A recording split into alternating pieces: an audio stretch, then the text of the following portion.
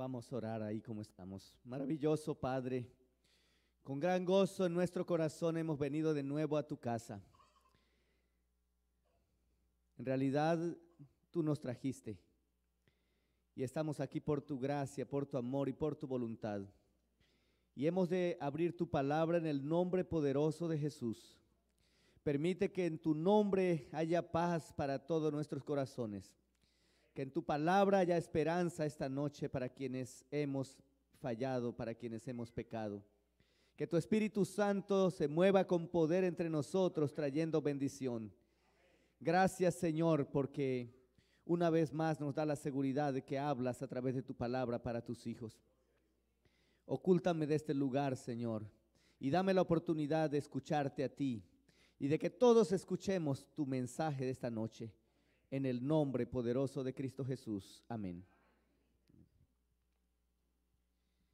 Gracias, hermanos, por estar otra vez en la casa del Señor.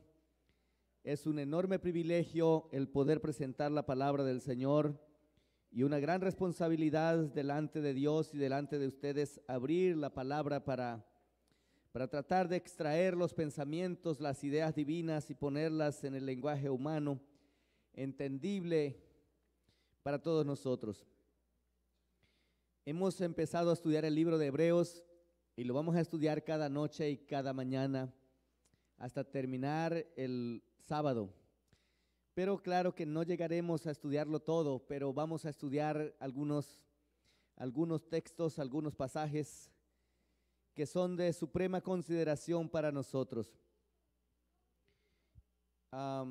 Esta mañana comenzamos diciendo que el libro de Hebreos, más que una carta, más que una epístola, es un sermón. Pero como es un sermón, no es bueno perderse el sermón. Porque el sermón tiene una introducción, tiene un cuerpo, tiene una conclusión, pero el cuerpo es grande, tiene muchas partes.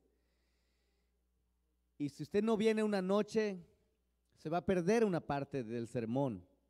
Y cuando un sermón está muy bueno, nadie se lo quiere perder. Nadie quiere ni siquiera que lo interrumpan cuando hay un buen sermón, porque queremos estar en todo el sermón. Y el sermón, yo solamente voy a dar partes del sermón cada noche, pero el sermón es un solo sermón. Y esta noche vamos a continuar con ese sermón. Y vamos a ir al capítulo 4 de Hebreos. Y vamos a leer a partir del versículo 14 hasta el 16. Hebreos capítulo 4, versículo 14 al 16.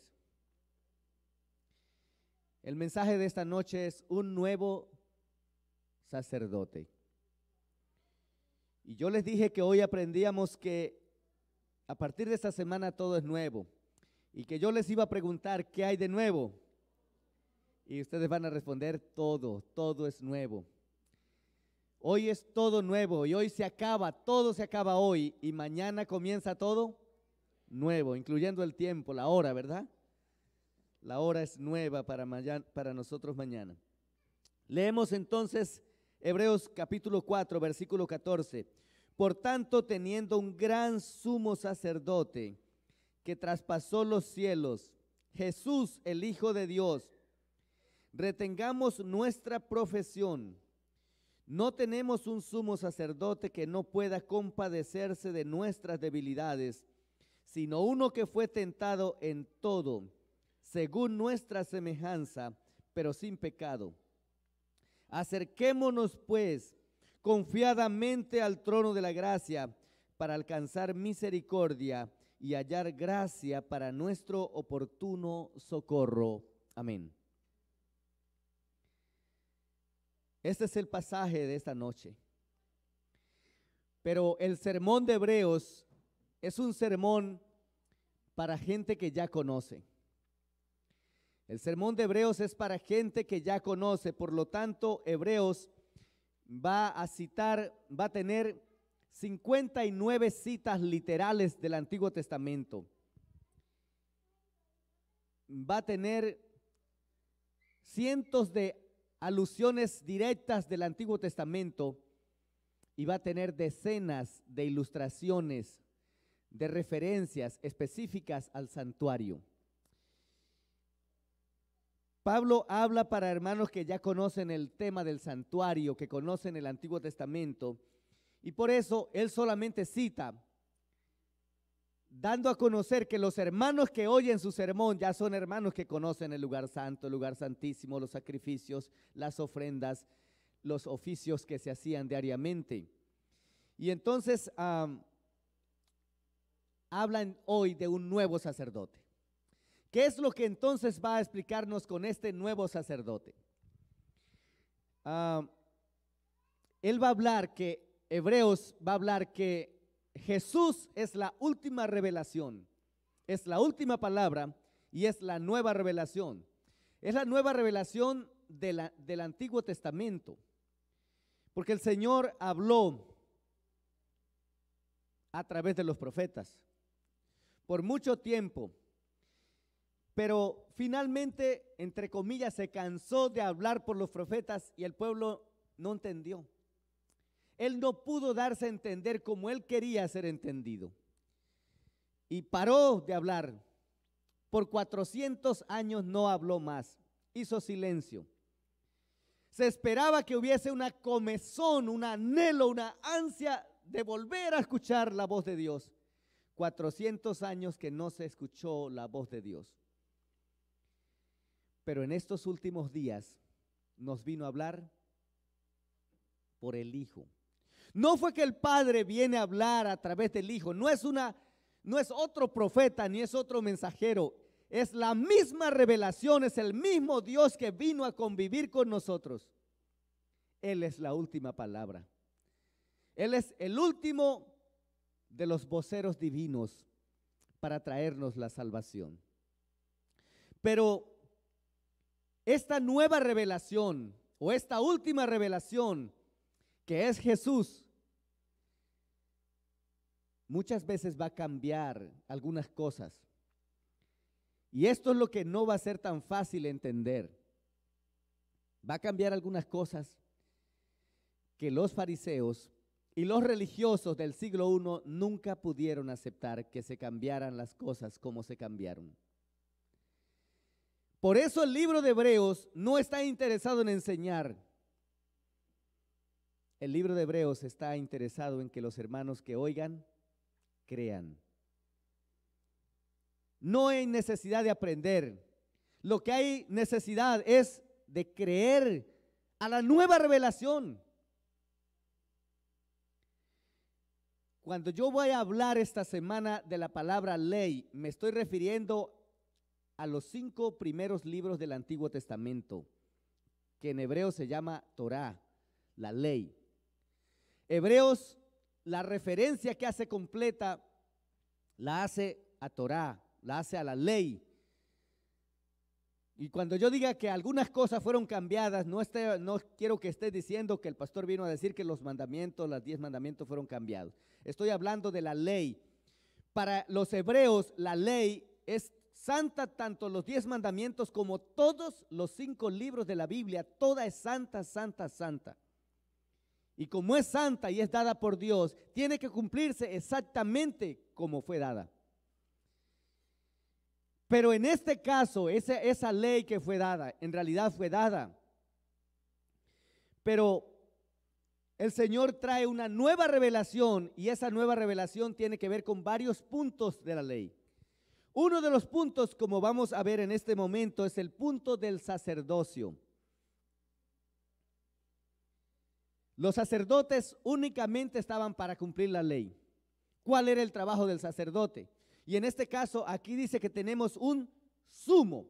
No es el sacerdote regular el que oficia, es el sumo sacerdote.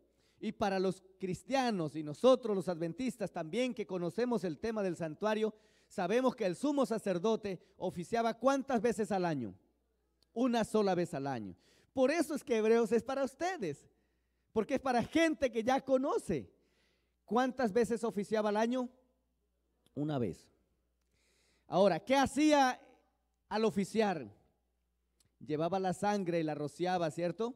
y expiaba el pecado. Solamente que tenía que expiar el pecado de él primero. Y luego tenía que expiar ahora el pecado de todo el pueblo. Entonces, la nueva revelación va a decir que ya no hay más sacrificios. La última palabra, que es Cristo, va a decir que ya no hay más sacerdotes. El día que Cristo muere en la cruz del Calvario, los sacerdotes y los sumos sacerdotes quedaron sin trabajo. Así como una hermana que me llamó para que fuera a orar por su paciente, ella cuidaba a un ancianito. Y estaba tan preocupada por él, y yo fui a orar por él, porque le habían dicho que iba a morir esa semana. Y oré por él, y la hermana lo vio, que se le despertó y se alegró. Y ella me abrazó y dice: pastor, estoy tan contenta de que haya orado por mi paciente. Y normalmente las hermanas que cuidan ancianitos le llaman su paciente, ¿verdad? Y le digo: qué bueno, pues que el Señor lo ha sanado. Dice: pero la alegría no es porque se haya sanado, sino porque no quiero perder el trabajo. Porque a ella le dijeron que esa semana va a morir, y ella no trabaja por la unión, ella trabaja solamente cuidándolo a él, y lleva muchos años, y si muere ya va a quedar sin trabajo. Entonces, este es el asunto: el día que muere el Señor, como el sacrificio, como el sacerdote, ya no hay más sacrificios, ni hay más necesidad de sacerdotes. Entonces, Él rompió el velo ese día se rompió, dice que de arriba abajo, y se pudo ver el lugar que nadie antes podía ver. Porque si alguien miraba ese lugar, ¿qué le pasaba? Moría. Entonces Él, al romper, se rompió el velo y ya pudo entrar, todo el mundo pudo entrar. Tenemos acceso directo al lugar santísimo, que es el cielo. Todos tenemos derecho, todos tenemos acceso a entrar a ese lugar para hablar directamente con el Señor. Por eso esta semana hago esta explicación, porque algunos lugares donde voy, los hermanos tienden a ir donde el pastor y comienzan a contarle a uno sus pecados. Pero yo no soy sacerdote, ni sumo sacerdote, ni necesito que nadie me vaya a contar ningún pecado, porque yo no puedo hacer nada por sus pecados. Entonces, cuando los hermanos están anunciando que el pastor va a estar abajo, voy a estar abajo para orar, pero no soy ni consejero, ni soy médico tampoco. Yo lo único que soy es pastor, y Dios me ha dado la oportunidad de ver a tantas personas que se han sanado. Eso es todo lo que voy a hacer por ustedes. Así que si tiene una lista de pecados para confesarlos esta semana, no es conmigo que tiene que hacerlo. Todas las personas que me van a ver y que yo voy a ver, no quiero que vayan llevando ningún pecado. Y no quiero que vayan llevando tampoco a pedirme algún consejo específico sobre salud. Lo único que yo hago es orar.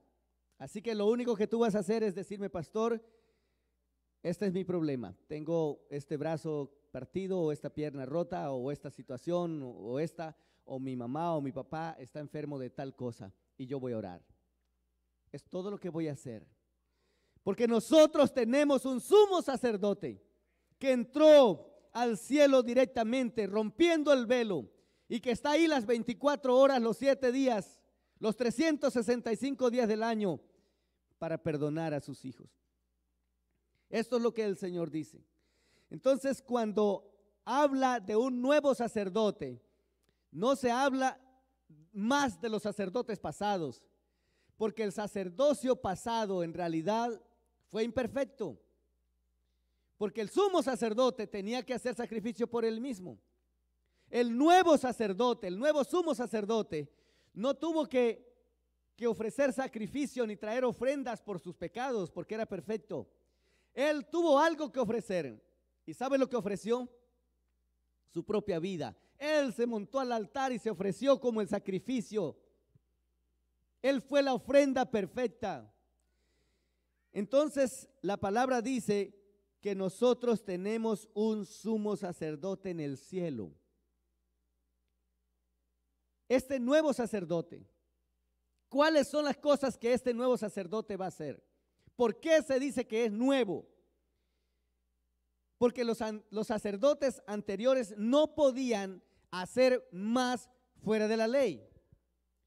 En el Antiguo Testamento, en la Torá, en los 5 libros, los primeros 5 libros de la Biblia, habla acerca de la ley.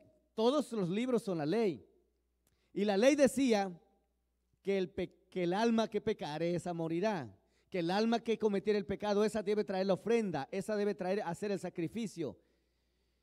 Entonces, había, por ejemplo, 3 pecados en la Biblia, en la ley, que no tenían expiación.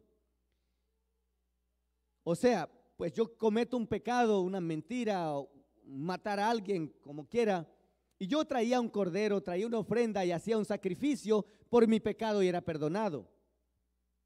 Pero había 3 pecados que no tenían perdón, que no tenían expiación, que se pagaban únicamente con la muerte.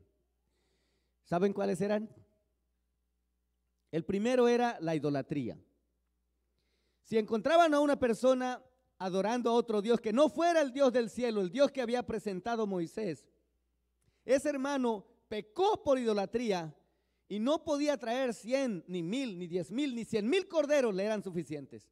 Ese hermano tenía que ser puesto en el centro y apedreado y muerto. El segundo pecado era el adulterio. Si un hermano era encontrado en adulterio, aunque trajera 10,000, 100,000, 1,000,000 de corderos, no eran aceptados. Ese hermano tenía que ser muerto. Lo ponían alrededor en un círculo y con piedras todos lo mataban, porque esto era la ley. Y el sacerdote decían, la ley decía que el sacerdote tenía que estar actuando fuera de la misericordia. El sacerdote no podía decir, ay, pobrecito, es que pecó y tengamos misericordia. No, el sacerdote estaba únicamente para cumplir la ley. Ahora cuando viene Jesús y le traen a una mujer que la encontraron en el acto del adulterio, la traen y le dicen, mira, esta mujer estaba en adulterio. ¿Qué dice la ley? ¿Qué decía la ley? No hay expiación para ella. No hay. No puede matar un cordero, ni una vaca, ni un buey, nada. No hay ni 10, ni 20, ni 100, ni miles, ni millones de corderos le sirven.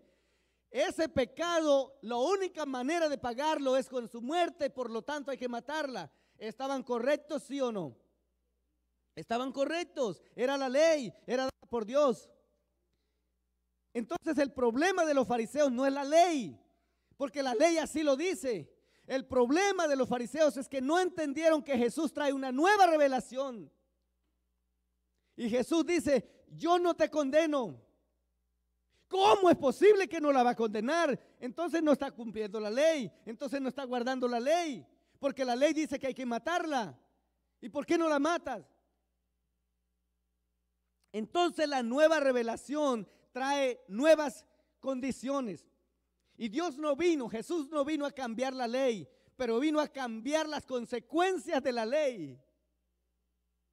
La ley sigue siendo la misma ley y sigue mostrando el pecado, pero la ley no puede hacer nada. La ley no puede limpiar. Y Cristo no cambió la ley, pero cambió el castigo de la ley.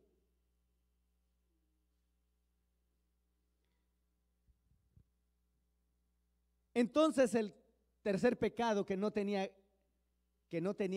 expiación era el transgredir el sábado. Si una persona agarraba una espiga en sábado, aunque se estuviera muriendo de hambre, transgredir el sábado no tiene perdón ni por 1, ni por 1000, ni por 10,000, ni por millones de corderos, de ofrendas, de sacrificios que se hagan. El que transgredió el sábado tiene que hacer ¿qué? No hay otra razón, no hay otra cosa que hacer. Tiene que morir. Es todo. Esto es la ley, es legal, es justo, hay que hacerlo. Ahora viene Jesús. Sus discípulos dicen, tenemos hambre. Y agarraron espigas. Estos, los dos, hay que matarlos, porque así dice la ley. ¿Los mató Jesús? Ahora los discípulos ¿sabían la ley? Sí sabían la ley, pero aceptaron la nueva revelación. Aceptaron la nueva revelación. Es la ley andando la que está. Cuando la palabra habla, es la única palabra autorizada para cambiar lo que dijo anteriormente. Porque la ley del Antiguo Testamento fue dada por Dios de la misma manera. Era legal, era real. Pero esta ley no funcionó. Esta ley no funcionó, no trajo ningún beneficio. Nadie pudo ser salvo por ella. Entonces viene la revelación final, la última palabra, Cristo, y dice, algunas cosas hay que cambiarlas. Algún día tendremos la oportunidad de ver la situación del divorcio en el Antiguo Testamento y cómo fue cambiado para el Nuevo Testamento. El sistema de disciplina del Antiguo Testamento y cómo fue cambiado en el Nuevo Testamento. Y cosas que es increíble, pero lo que pasó con el pueblo es que ellos no pudieron aceptar que Jesús viniera a cambiar de esa manera lo que ya había sido escrito. Pero es que hay ocasiones. Vamos a decir, por ejemplo, Dios le dice a Abraham, toma a tu hijo y sacrifícalo, mátalo encima de un altar. ¿La ley decía que se podía matar, sí o no? No. Entonces, si Abraham mata a su propio hijo, la ley decía que había que matar a Abraham. La ley decía que había que matar a Abraham porque no se podía matar según la ley. No hay ninguna razón para matar. Pero ¿por qué Dios lo manda que mate a su propio hijo? Y Dios le contó eso como si lo hubiera matado. Y lo hizo padre de la fe por ese acto especial. ¿Sabe por qué lo hizo padre de la fe? Por creerle a Dios, por creer en una nueva revelación. En otras palabras, es pecado que yo cambie la Biblia. Es pecado que yo altere la Biblia. Es pecado que yo le quite una tilde, una jota, un punto de la Biblia. Pero no es pecado que Dios lo haga. No es pecado que Dios lo haga. Ahora, si Dios le dice a Abraham, mata, para Dios no es pecado porque Él es la ley. Él es el autor de la ley y Él sí la puede cambiar. Nadie más puede cambiarla. Y si el Señor le está diciendo a la mujer, está en adulterio, yo sé que está en adulterio, pero yo no te condeno porque yo soy la ley. Y Jesús no vino a morir por la ley, vino a morir por las personas acusadas de la ley. Entonces está diciendo este nuevo sacerdote es el sacerdote que el pueblo necesita. Porque la gente ya probó con los otros sacerdotes y ninguno pudo. Ninguno pudo perdonar. Perdonaban el pecado ahora, pero se tenía que esperar 1 año para quitarlo. Imagínense que yo tenía que esperar para que mi pecado fuera perdonado 1 año. Ahora viene el nuevo sumo sacerdote y dice, yo les perdono todas las veces que quieran. Yo les perdono en todo momento que quieran venir a mí. Esta es la razón verdadera de un nuevo sacerdote, porque él no va a oficiar, no va a entrar 1 vez al año, sino que entró. ¿Y qué dice la Biblia? Que entró. Por tanto, tenemos un gran sumo sacerdote que traspasó los cielos, el Hijo de Dios. ¿Y qué hizo? Es el Hijo de Dios. Retengamos nuestra profesión, porque no tenemos un sumo sacerdote que no pueda compadecerse de nosotros, ni de nuestras debilidades, sino uno que fue tentado en todo, según nuestras semejanzas, pero sin pecado. En otras palabras, la razón por la que Jesús se hace hombre, se hace culpable, se hace pecado sin serlo, eso es lo que lo hace a Él misericordioso. Eso es lo que lo hace a Él misericordioso, porque Él sabe las consecuencias del pecado. Él no pecó porque experimentó el pecado, pero Él pecó porque experimentó las consecuencias del pecado. Y al saber las consecuencias del pecado, Él sabe cómo se siente un pecador. Y como Él sufrió las consecuencias del pecado, Él sabe cómo se sentía esa mujer que trajeron cometiendo adulterio. Él sabía cómo se siente aquel que pecó. Él sabe que las consecuencias de ese pecado le espera la muerte. Entonces eso lo hizo a Él misericordioso. La ley, por ejemplo, no podía dar un abogado. El Antiguo Testamento, en la ley, no se podía decir, bueno, Marco Molina pecó, pero yo le pago a otro para que pague por mí. Esa palabra es nueva. Esa palabra va a ser del Nuevo Testamento y esta palabra va a ser de la nueva revelación traída por Jesús y se llama propiciación. Y propiciación es permitir que alguien que debía pagar por el pecado no lo pague, sino que le permita que otro pueda pagar por él.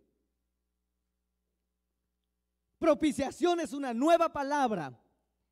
En el Antiguo Testamento no se permitía, la ley no permitía que alguien pagara por mí. Si yo peco, yo soy el que tengo que pagar. Nadie podía pagar por nadie. Pero ahora viene Cristo en la nueva revelación y dice, ¿sabe qué? Hay una nueva palabra y se llama propiciación.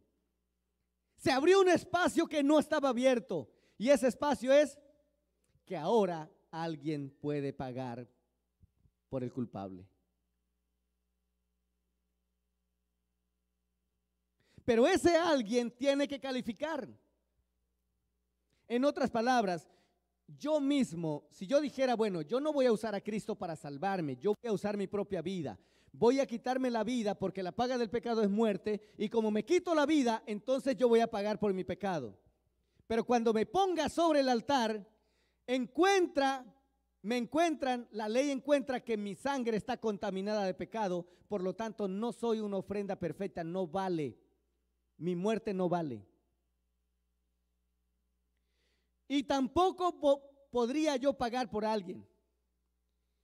Si hay un hermano aquí que pecó y dice, bueno, yo necesito que alguien muera por mi pecado. Si yo quisiera como pastor, o el pastor Manrique quisiera y dijera, bueno, ¿sabe qué? Como él pecó y tiene que morir, yo voy a morir por él. Ok, hagamos el trato, voy a hacer expiación. Pero cuando me pongo encima del altar y viene la ley a matarme, porque la ley exige muerte para pagar el pecado, encuentra que la ofrenda es imperfecta. Por lo tanto, yo no puedo propiciar a nadie. La única ofrenda perfecta es alguien que vivió los 37, 38 años sin pecado, habiendo sido humano. Por eso dice que nos convenía y que tenemos ese sumo sacerdote que sabe lo que es el dolor por el pecado, que sabe lo que son las consecuencias del pecado hasta la muerte misma. Y eso lo hizo misericordioso. Pilón, ese escritor, dice que el sacerdote debe mantenerse lejos de toda misericordia contra el pecador. Pero Cristo es la misericordia. ¿Notan por qué era necesario un nuevo sacerdote? No había expiación. Yo no podía pagar por otro, ni nadie podía pagar por mí. La ley no se podía cambiar. Fue hecha para siempre. Pero el Señor vino y va a cambiar estas cosas. Y las va a cambiar para tu bendición y para mi bendición, para nuestro beneficio. Ahora Él dice, solo aquel que reconoce que fue perdonado es capaz de perdonar a alguien. Solo aquel que entiende que yo fui misericordioso, entonces podrá ser misericordioso con alguien. Pueden solo imaginar qué hubiese hecho la iglesia con Pedro el día que Pedro pecó. El día que Pedro maldijo al Señor delante de su cara, delante de su rostro ahí. Y le preguntan, oye, ¿usted conoce a este señor? Y él dice, ¿este señor? No, yo no lo he visto, ni lo conozco. Y empezó a maldecir delante de él. Y Jesús lo miró con misericordia, con amor. Pero ¿qué hubiera hecho la gente? La iglesia. Hay que borrarlo. Hay que disciplinarlo. Hay que sacarlo de la iglesia. Y no puede pasar a plataforma. No puede predicar. ¿Y qué hizo el Señor a los 3 días? Pedro viene. Jesús lo abraza y le dice, ¿sabes qué? Te doy el ministerio. Apacienta mis corderos. ¿Ustedes creen que un pastor ahorita que cae a los 3 días lo van a perdonar y lo van a poner de pastor otra vez? Le quitan las credenciales. ¿Sabe por qué pasa esto? Claro, la teología no anula la administración. Hay asuntos administrativos que nosotros usamos y no le podemos aplicar teología. Pero Cristo restituyó a Pedro al 3er día de haber pecado. ¿Qué hizo con el rey David? Cometió adulterio. Mandó matar al esposo de la señora con la que cometió adulterio. ¿Qué hubiese hecho la iglesia? ¿Le da credenciales otra vez? Borrado y quitada las credenciales. ¿Qué hizo Jesús? ¿Qué hizo Dios? Lo restauró y le dio el ministerio otra vez. ¿Qué dice la sierva de Dios con Judas? Después que lo vendió y después de todo, si Judas no se hubiera ahorcado y hubiese estado después que Jesús resucitó y hubiera venido y le hubiera dicho, Señor, perdóname, ¿sabe qué hubiera hecho Jesús? Lo hubiera perdonado. Esto no era asunto de la ley. La ley no permitía eso. Por eso es que el libro de Hebreos es una nueva revelación para ti y para mí, para que tengas confianza, para que tengas esperanza. Pero hay una cosa muy triste, y es que teniendo nosotros un sumo sacerdote como el que tenemos, no vamos a él para confesar nuestros pecados. Y miles de personas, estando en la misma iglesia, bautizados, arrepentidos, y cada día en la iglesia se van a perder por no haber confesado sus pecados. ¿Ustedes creen que porque ya no traemos un sacerdote, ya no tenemos un sacerdote aquí, y ni traemos cordero, ni tenemos nada, entonces ya no hay que hacer nada? No. El sistema de perdón sigue siendo el mismo. Todavía hay que ir al sacerdote.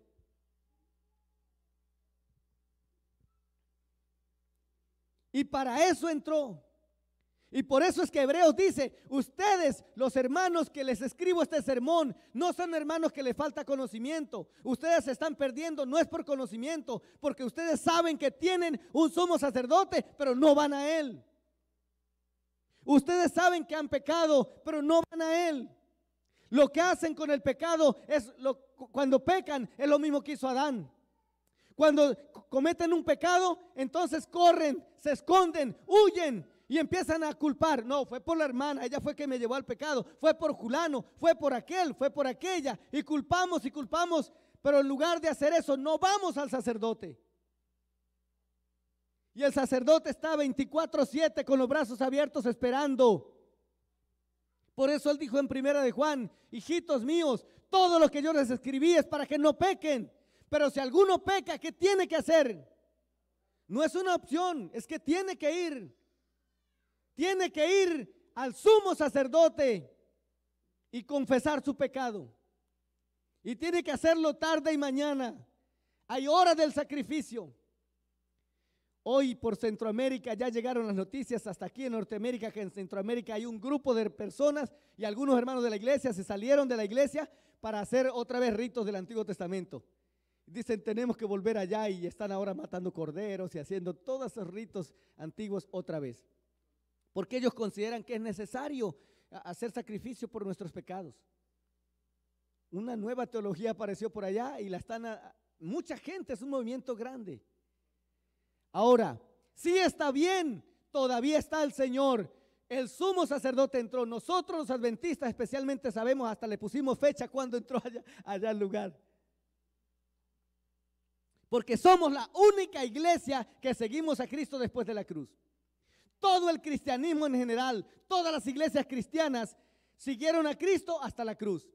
Y dijeron, ahí en la cruz el Señor hizo todo y todo se acabó.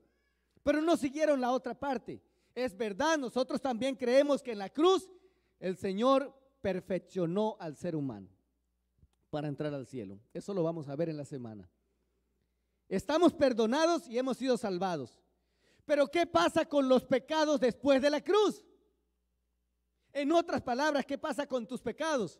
Porque todos nosotros nacimos después de la cruz. Se supone que en la cruz el Señor perdonó todos los pecados pasados. Pero los pecados que cometemos después de la cruz, para ser un poquito más específico, nosotros aceptamos la cruz cuando vamos al bautisterio para morir públicamente en la muerte de Cristo y resucitar en su resurrección. Pero ¿qué pasa con los pecados de aquellos que somos bautizados ya y pecamos? ¿O es que tú no pecas? Claro que pecamos. Entonces, ¿qué hacemos? Pues el Señor nos dice, si tú has pecado, pues no te quedes con ese pecado, porque para eso tienes un sumo sacerdote en el cielo que entró para oficiar, y ese no va a morir. Ese va a oficiar perpetuamente y para siempre. En otras palabras, Él va a estar hasta cuando tú y yo vamos a la tumba. Pero nuestro deber es confesarnos con Él cada mañana y cada tarde. Tenemos que llevar los pecados. Y yo quiero, no me vayan a levantar la mano, pero yo quiero preguntar, ¿quién fue esta mañana al confesionario de Dios para confesarse? No levanten la mano. ¿Quién fue? ¿Y quién tiene planeado salir de aquí e ir al confesionario para confesarse? ¿Y quién tiene planeado mañana en la mañana ir al confesionario? Y mañana por la tarde, y el martes en la mañana, y el martes en la tarde, y el miércoles en la mañana, y el miércoles en la tarde. El confesionario está abierto todos los días, pero está vacío. Está vacío. Y Él está esperando con los brazos abiertos para llevar al Padre. Mira, Padre, aquí tengo a Marco Molina. Él pecó y pues aquí están mis manos para borrar su pecado. Y Él va a decir, pero Él fue que trajo ayer. Dice, sí, te lo traigo otra vez. Y quizás te lo traiga por la tarde otra vez. Y quizás mañana se lo vuelva a traer. Pero Él no tiene límites. Él vive todos los días eternamente para interceder por ti y por mí.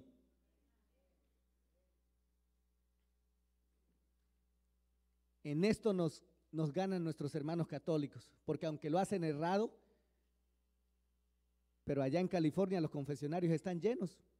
Los domingos está la fila hasta 1 o 2 cuadras de gente confesándose, aunque están errados, pero lo hacen. Y tú que tienes un verdadero sumo sacerdote, ¿lo haces?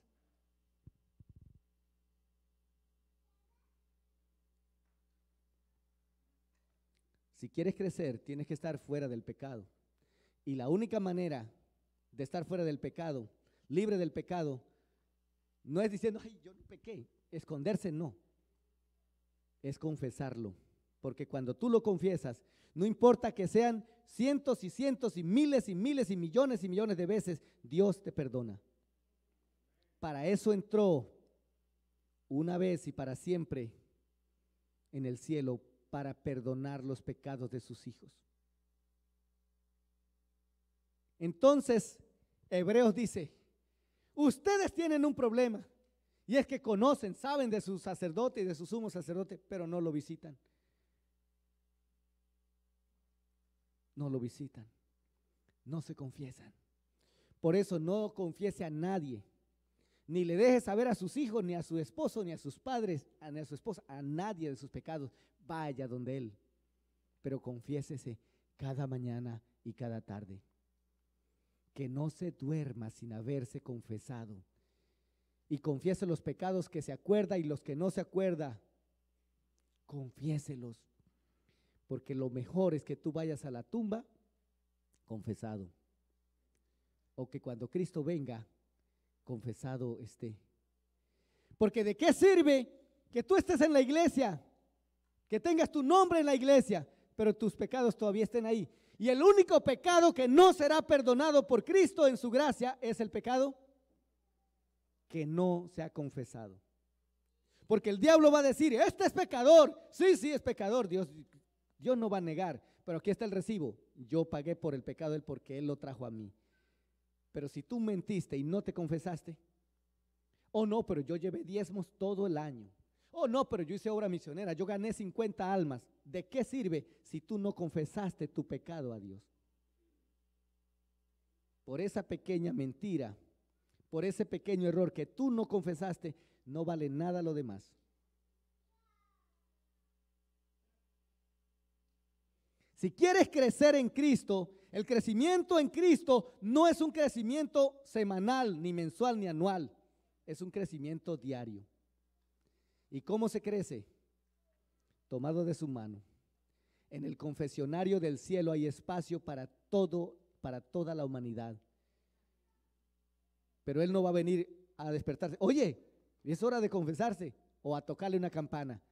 Tú te vas a levantar y le vas a decir, Señor, antes de dormir, vas a decirle, Señor, estos fueron mis pecados de hoy, te los confieso. Y no acaba de terminar la oración cuando ya ha sido perdonado, limpiado tu pecado. Tenemos un sumo sacerdote 24/7, 365 días, por décadas, por centenares, por mileniales de años para perdonar a sus hijos. Pero el confesionario sigue vacío. Esta noche el sumo sacerdote te dice, hijito, yo he estado esperando por ti. Y si estamos en una semana de oración, debemos empezar aprendiendo algo. No para aprenderlo. En realidad, la doctrina del santuario, la doctrina de Cristo como intercesor en el santuario celestial, no es una doctrina para aprenderse intelectualmente. No es una doctrina para ser aprendida, es una doctrina para ser experimentada. Tú no tienes que saberlo, porque ya lo sabes. Con una vez que te digan, ya lo sabes. Y por lo menos una vez en la vida tú sabes. A ver, yo pregunto, ¿cuántos sabían que Cristo entró en el lugar santísimo para perdonar nuestros pecados? ¿Cuántos sabían? Todos. Eso es lo que dice Pablo. Ustedes saben eso, pero no lo hacen. Entonces vamos a hacerlo. Esta noche yo soy el primero que voy a ir al confesionario del cielo, porque esta semana el Señor va a derramar su Espíritu Santo entre nosotros, con nosotros. Pero el pecado sigue siendo el mismo que el Antiguo Testamento. El pecado no ha cambiado. Dios no ha cambiado el concepto del pecado. El pecado es abismal entre nosotros y Dios. El pecado es terrible para Dios. El pecado es la muerte para nosotros. Lo que ha cambiado es la manera de ser perdonado. Todo el que vaya, no importa si mató, si robó, si violó, si hizo lo malo, lo más malo, lo importante es que se confesó. Y al saber esto no hay libertad para pecar, procura no hacerlo. pero Dios sabe que no es posible. Todo lo que nos escribió es para que no lo hagamos, pero si alguno pecó, algunos todos, vaya, los pecados de comisión y los pecados de omisión y los pecados de rebelión, todos, vaya. Vaya temprano y vaya en la tarde, porque Él está esperando. Y no vaya con discurso, ay, perdón, es que mira, Señor, fue que Él me hizo pecar. No, no prepare ningún discurso, no lleve un discurso ahí. Él solamente está queriendo que tú vayas y le digas, Señor, pequé contra ti. ¿Saben qué son los pecados de comisión, verdad? Los pecados de omisión, los pecados de rebelión. Y Él dice que los perdona a todos. Pecados que pequé por saber hacerlo y no lo hice. Pecados por dejar de hacer lo que tenía que hacer y no lo hice. Y pecados por hacer cosas que no debía hacer. Y pecados por rebelarme contra Dios, contra su palabra.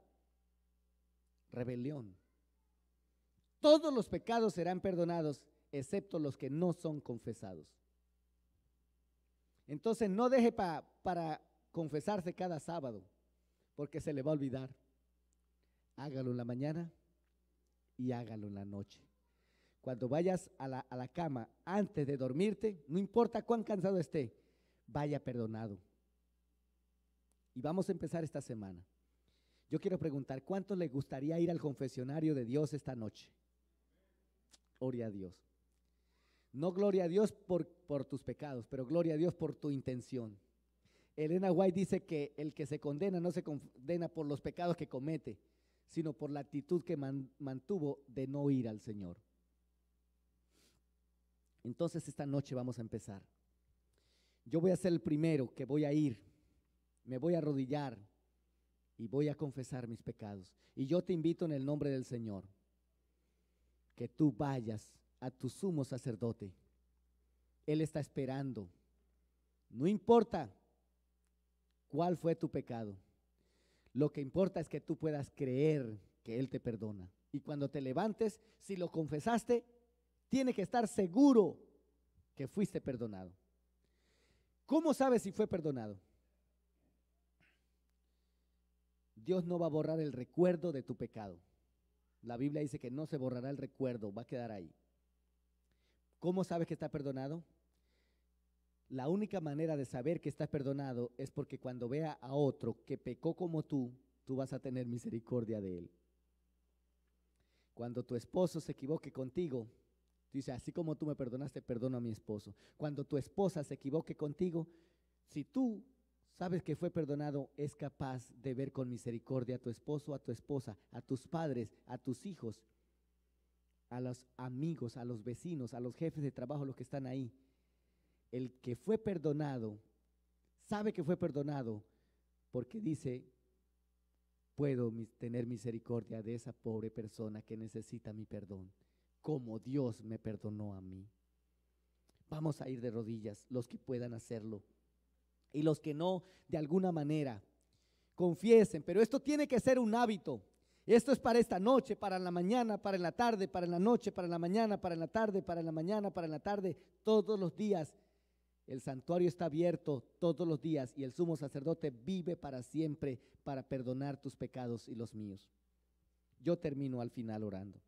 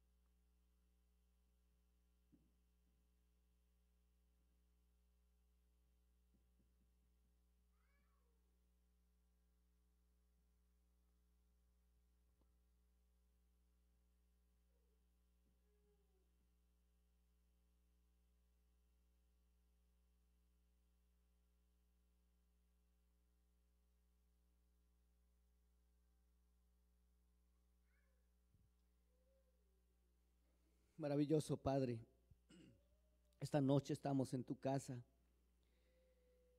agradecidos por tu palabra, Señor, porque hemos descubierto el verdadero recurso que tenemos a la mano y que muchas veces no lo aprovechamos. Señor, nuestro problema no es de conocimiento, nuestro problema es de acción. Teniendo este sumo sacerdote en el cielo que espera cada momento, cada minuto, no tenemos que esperar un año, ni una semana, ni 8 días, ni siquiera al otro día. Cada vez que pecamos podemos ir donde ti, podemos ir donde nuestro sumo sacerdote confiadamente y podemos decirte: Señor, lo siento, I'm sorry, como dicen los muchachos, otra vez pequé, Señor, mentí otra vez, Señor, volví a hacer esto. No nos levantamos todavía cuando tú ya nos abrazas y nos dices: ¿sabe qué, hijito? Te perdono. Y para ti perdonar es dejar libre con la opción de volver a pecar. Perdón es dejar libertad, es dejar en libertad a tus hijos. Tú eres el único que nos dice, no como nuestros padres, porque nuestros padres o nuestros amigos o nuestros hermanos dicen: te perdono, pero no lo vuelva a hacer. Pero tú no nos pones condición. Tú no pones ninguna condición, solamente dice: te perdono y te perdono. Entonces, Señor, no tenemos palabras para agradecerte. ¿Cómo agradecerte? No hay palabras, Señor. Pero al haber descubierto esta verdad maravillosa, no queremos ahora dar una licencia a todos para que vayan a pecar y vuelvan a arrepentirse. No ese es el propósito. El propósito es saber que cuando pecamos, cuando caemos, que no quisiéramos hacerlo, pero que cuando pecamos no corramos a escondernos como Adán, ni busquemos culpables.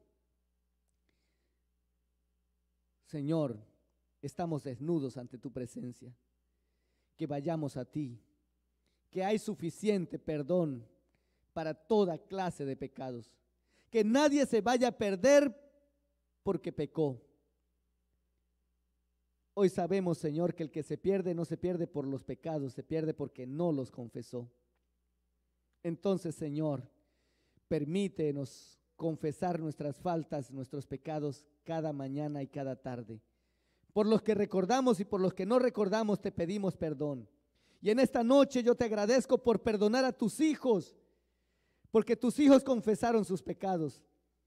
Ayúdanos ahora a creer que hemos sido perdonados y que nuestra culpa ha sido quitada.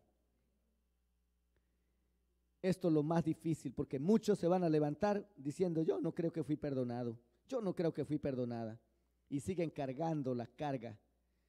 Pero Dios, danos el don de la fe para creer que hemos sido perdonados.